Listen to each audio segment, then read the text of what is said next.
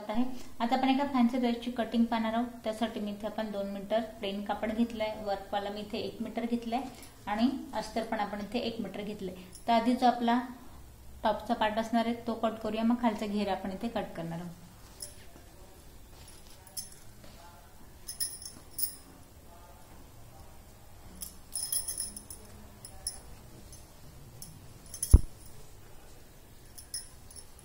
कापडामध्ये घडी घालून घेतली आहे। या पद्धतीने शोल्डर साठी आपण सरळ लाईन ड्रॉ करून घेऊया।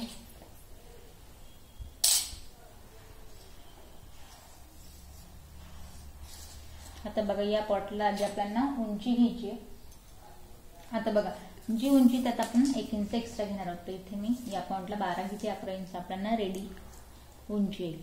तर आपण 12 वरती 1 पॉइंट देतोय। आता शोल्डर आपण जसा गळा त्यानुसार शोल्डर घेणार आहोत। तर इथे मी 7 इंचाचा शोल्डर घेते निम्मा। पाठीमागून गळा आपला इथे पॅक असणार आहे। मुंड्याची जी उंची ती मी इथे घेते 7.5 इंचावरती। सरळ लाईन ड्रॉ करायची, त्यानंतर अर्धा इंच आत घ्यायचं। आता बघा आपण कमरेचं मेजरमेंट घेऊया। कमर घेर आहे 32 इंचाचा, तर 8 वरती 1 पॉइंट देऊया। इथून पुढे 2 इंचची मार्जिन। चेस्ट घेर आहे 36 इंचाचा, तर 9 याचा चौथा पार्ट, इथून पुढे 2 इंचची मार्जिन। इथे बघा जे पॉइंट ड्रॉ केले त्यांना आपण मॅच करून घेऊया। आता गोलाई पाठीमागची गोलाई द्यायची 1.5 इंचावरती, फ्रंटची गोलाई द्यायची आपल्याला 1 इंचावरती आणि या पद्धतीने मॅच करायचं। आता इथे बघा गळ्याचा घेरा, तर गळ्याचा घेरा आपण इथे घेतोय 3 इंचावरती आणि पाठीमागची जी गोलाई असणार आहे ती हलकीशी असणार आहे आपली इथे 3 इंचाची, आपण इथे 3.5 घेऊया पाठीमागचा पार्ट। आणि फ्रंटचा जो असणार आहे तो आपला असणार इथे 7 इंचावरती फ्रंट नेक। आणि इथे आपण बॉक्स या पद्धतीने इथे आपण इथे मी 3 इंच पसरत ठेवलाय, इथे आपण अर्धा इंच कमी करून घेऊया आणि याला या पद्धतीने ग्लास आकारात कट करणार आहोत, जेणेकरून गळा आपल्याला वाकल्यावरही कम्फर्टेबल हवा या हिशोबाने आपण इथे गळा कमी करून घेतलाय। तर हा आपला पाठीमागचा गळा, हा आपला पुढचा गळा, हा आपला बॅकची गोलाई, ही आपली फ्रंटची गोलाई। तर आपला टॉपचा पार्ट आपण इथे आपण घेतला, याला आपण कट करून घेऊया। तर इथे बघा हा आपला पुढचा पार्ट आहे, हा आपला पाठीमागचा पार्ट आहे। आता आपण अस्तर कट केले असेल मेन फॅब्रिकवर ठेवून आपण याला कट करून घेऊया। इथे बघा मेन फॅब्रिक आपण सरळ ठेवून घेतलंय, त्याच्यावरती अस्तर आपण इथे या पद्धतीने पिना लावून पूर्ण सेट करून घेतलंय। दोघही पार्ट आपण या पद्धतीने मेन फॅब्रिक वरती ठेवलंय आणि पिना लावून त्याला आता आहे तसं आपण इथे कट करून घेणार आहोत। फक्त गळ्याची कटिंग करायची नाही, कारण याला आपल्याला फक्त या पार्टने सरळ शिलाई लावायची आणि आतल्या साईडला गळा इथे फोल्ड करून घ्यायचंय, मागचाही आणि पुढचाही। तर या पद्धतीने आपण इथे कटिंग करून घेऊया, जेणेकरून आपला टॉपचा पार्ट जो आहे इथे आपला रेडी होईल।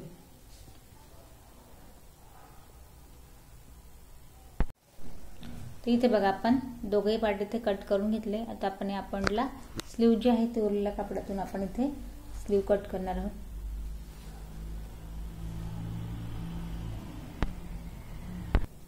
तर इथे बघा आता आपण सिंगल स्लीव कट करतोय। जेवढा कापड शिल्लक आहे यामध्ये बघा या पॉइंट पर्यंत एक लाईन ड्रॉ करून घ्यायची, जेणेकरून आपल्याला इथे अंदाज येईल की स्लीवची उंची किती घ्यायची।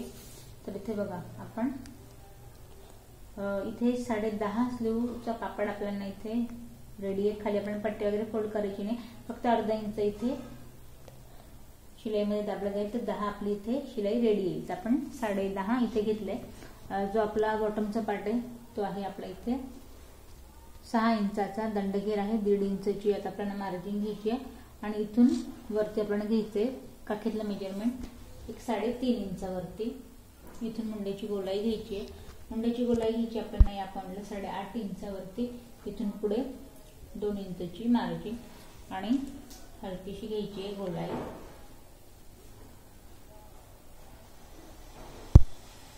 स्लीव इथे आपण ड्रॉ केलेली आपण कट करून घेऊया। तर इथे आपण स्लीव कट करून घेतली। तर स्लीव आपली कटिंग झाली। दुसरी स्लीव आपण याच पद्धतीने ठेवून कट करून घ्यायची। आता खालचा जो आपला घेरा असणार ड्रेसचा याची आपण कटिंग करायची। यासाठी कापडाची घडी कशी घालायची आपल्याला, 2 मीटर आपल्या इथे कापड आहे, तर कापडाला आपल्याला 4 कापडामध्ये याची घडी घालायची आहे। तिथे आपण 4 कापडामध्ये घडी घालून घेतली आहे। आता बघा या पॉइंटला मी जो आपला टॉपचा पार्ट आहे तो ठेवलाय। याला आपल्याला करायचं काय, आता 4 कापडात घडी घातली, इथून आपल्याला तिरकाशी लाईन ड्रॉ करायची आहे आणि हलकीशी गोलाई घ्यायची। आता राहिलं उंचीविषयी, तर आपल्याला टॉपची उंची 38 इथं हवी आहे, तर आपण या पॉइंटला बघा आता टेप सरळ ठेवायची आणि या पॉइंटला आपण घ्यायची उंची। तर इथे बघा 40 इंच आपला कापड रेडी येतोय, तर 1 इंच आपण किंचित खाली आपण पट्टी फोल्ड करणार आहोत, तिथे कमरेत आपलं मॅच होईल। तर तिरकशी लाईन ड्रॉ करायची आणि हलकीशी गोलाई देऊन आपण याला कट करणार आहे। तर इथे बघा आपण या पद्धतीने कटिंग कंप्लीट केली आहे। आता आपण स्टेप बाय स्टेप याची स्टिचिंग करू।